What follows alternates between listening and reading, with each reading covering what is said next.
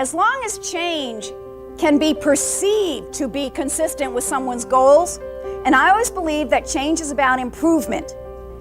It's about a skill set.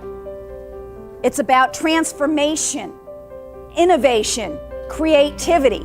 I always look at change as a challenge, something that can be good for us, helps us grow, expands our minds, make us more open-minded.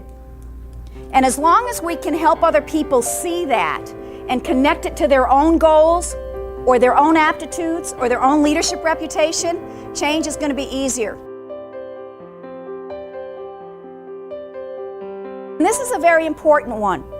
As long as your groups, organizations, or yourselves feel like you are capable of the change and you have what you need, the resources, the directions, you have the skills, the training to do the change, you're more likely to try to implement it. I like change just for change's sake. However, some people resist change just for the sake of resisting change. They just like it, it's what they know. These are people who are wearing the same shoes for the last 30 years because it works for them. It works for them.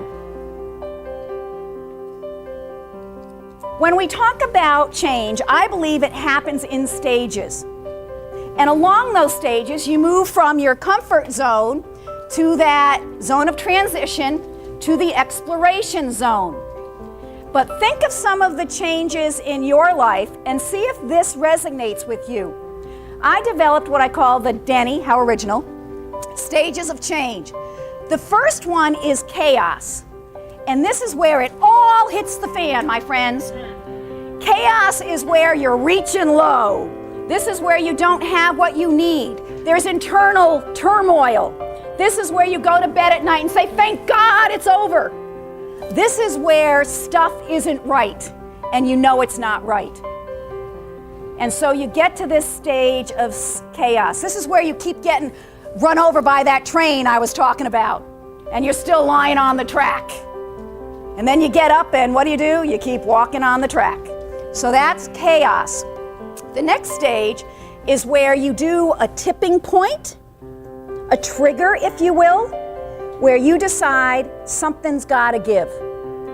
And there is a clearing of the attitude. And this is the only way you go from that zone of comfort to the zone that is right next to it, and that is transition. And that is where you say, I'm worth it. Friends, repeat after me, I'm worth it. I'm worth it. This is where you believe you are deserving of the effort. Remember, change is easy. Believing you're worthy of change is the hard part. So the clearing of attitudes where you shift, it's a conscious, it's a motivated, it is a real decision. And as I said, to not decide is to make a decision. Maybe.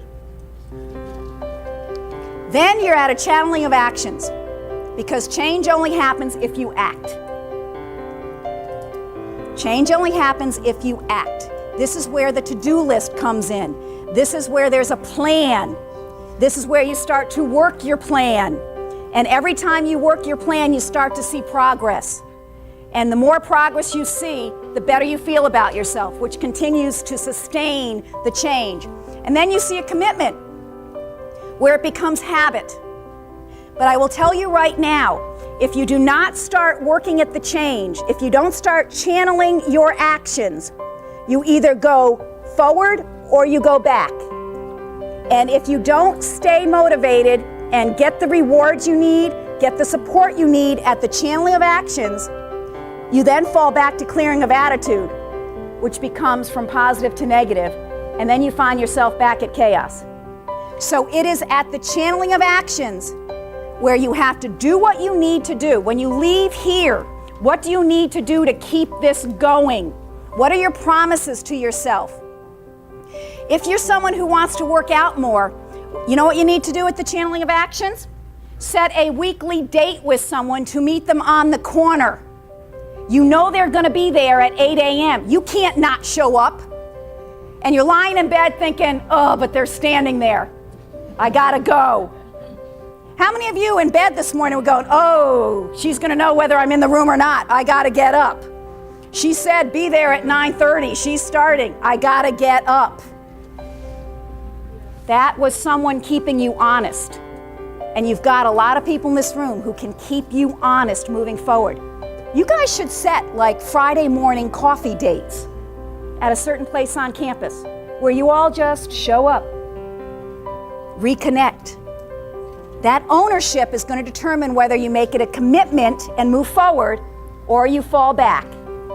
And then lastly, confidence. The last stage of change is the confidence, or you're in the exploration zone, which is the bring it on. Tell me what you got. I can do this. I'm going for it. This is very important. Listen to my words. On any given day, you can decide. Because never doubt, indecision is in fact a decision. Maybe. But on any given day, you can change. You can let it go.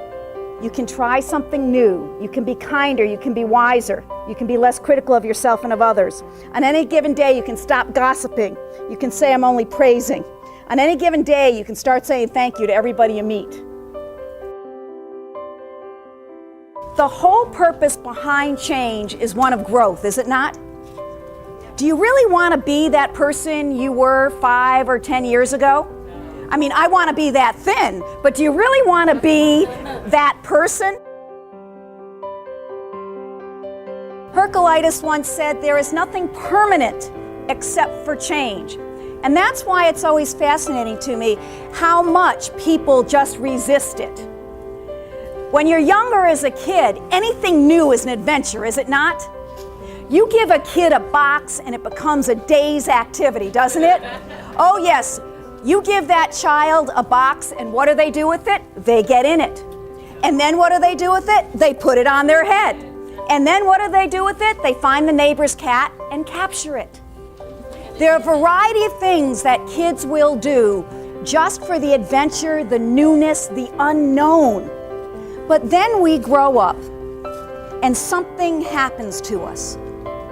We either experience failure because we tried something new and we're not doing that again, or we find ourselves not knowing how to work through the change or totally unprepared for it.